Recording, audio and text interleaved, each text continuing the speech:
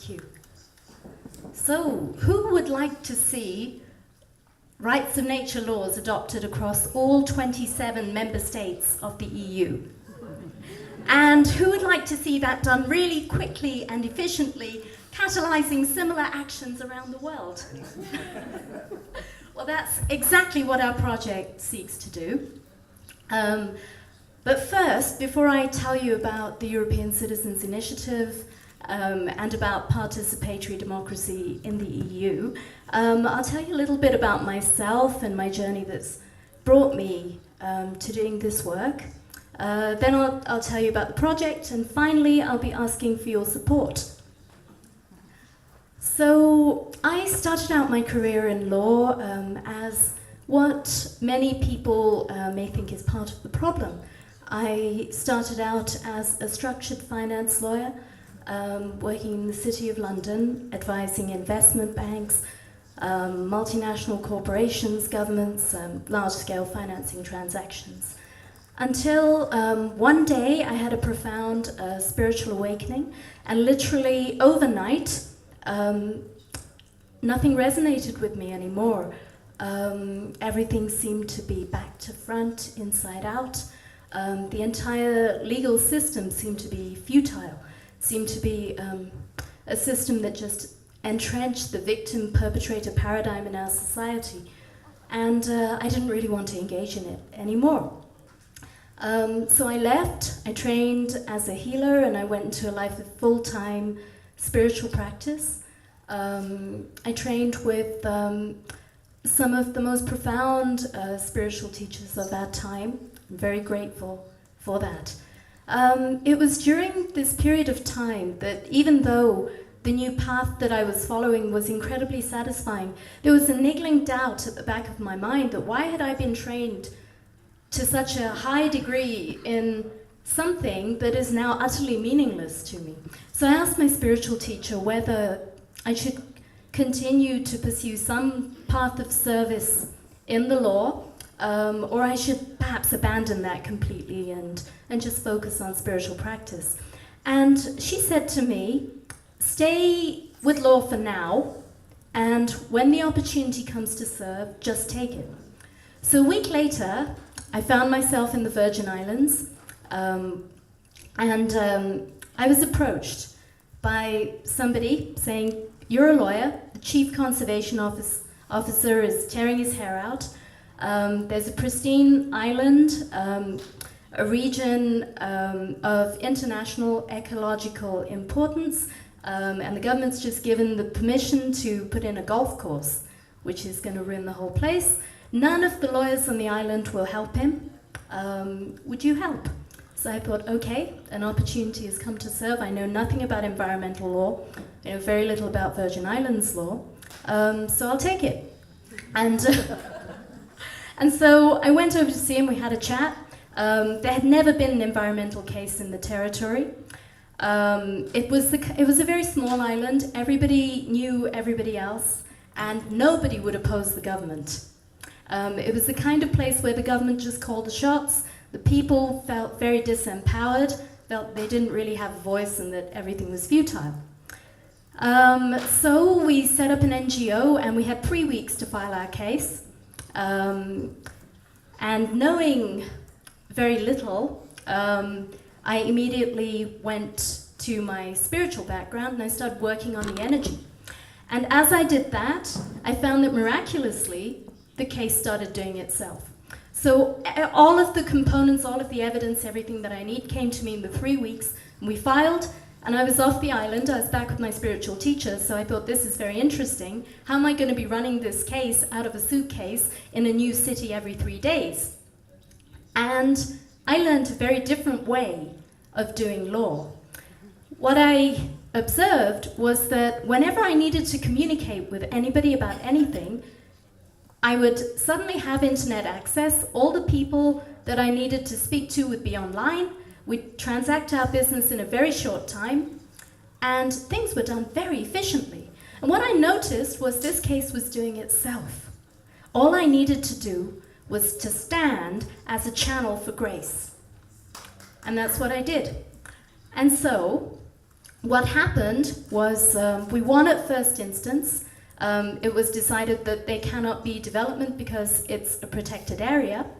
However, on appeal, the Court of Appeal decided that due to a technical drafting error in the law, that the area wasn't actually really a protected area and that the development can go ahead. Now, in the meantime, we didn't just work on the energy, we also knew the limitations of environmental law, that at best, even if we won, all that we would win was for the planning to go back, for the decision to go back to the planners, and then a new application goes through.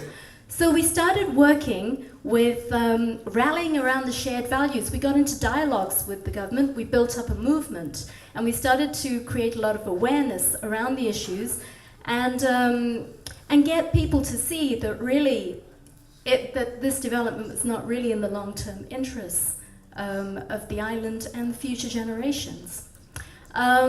So anyway, on appeal we lost, and because at this point the energy had changed so much, the government came forward and they said, okay, we'll change the law, and on top of that we'll declare the area a national park.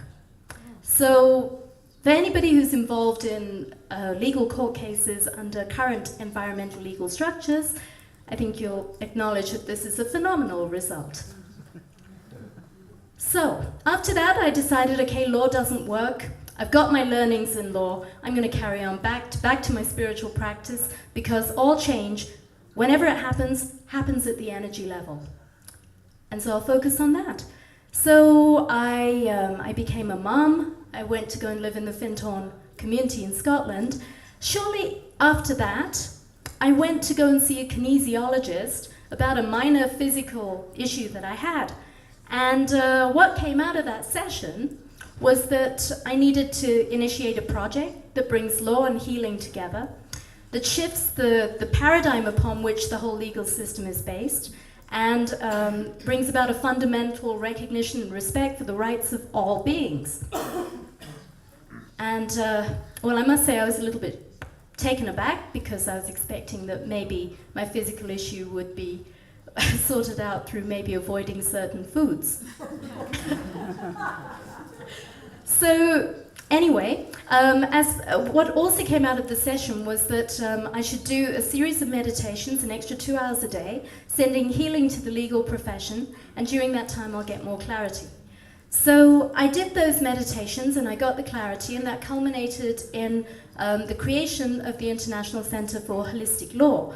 And the work of the center is about shifting the paradigm from the paradigm of retribution to a paradigm of healing, restoration, and reparation. And if law is that which governs human relationships, then we also need to acknowledge all of the relationships that human beings have, including our most fundamental relationship, and that is with the natural world. So we hosted an inaugural event, and at this event we worked with systemic constellations, which is a method developed by Bert Hellinger for tapping into the morphogenic field and exposing hidden dynamics. And we looked at the field of holistic law, the mainstream legal system, and where a change agent would be most effective. And what came out of that was that holistic law only really has a place when a consideration of all beings is brought into the picture. And that considerably weakened the mainstream, which no longer had a place. So from that, it became apparent to me that I should launch a European Citizens Initiative to get the rights of nature, the inherent rights of nature, recognized and respected in the laws of the EU. So to tell you a bit about the initiative.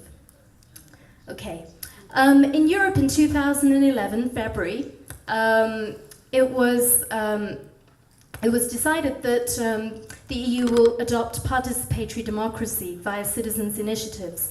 So the requirements for this is that any ordinary citizen has to be an ordinary citizen, not an organization. 7 people from 7 different member states can propose a law, provided you gather a minimum of 1 million signatures across at least 7 member states with a de minimis of 0.01% of the population of 7 member states, that the European Commission has to consider passing that law. So it's a very, very direct method, and since the European initiative has started, various initiatives have been brought. We've recently had one that was successful and is now sitting with the European Parliament, and that is on water being a human right. There's another one that's just got the 1 million signatures, which is anti-vivisection, and so this is underway. The way we're looking at organizing this, within Europe, there are also several countries that have national initiatives. There are 12 countries that have very similar national initiatives where citizens can propose a law, provided they gather a certain number of signatures, the government is compelled to look at it. There are also regional initiatives and there are local initiatives.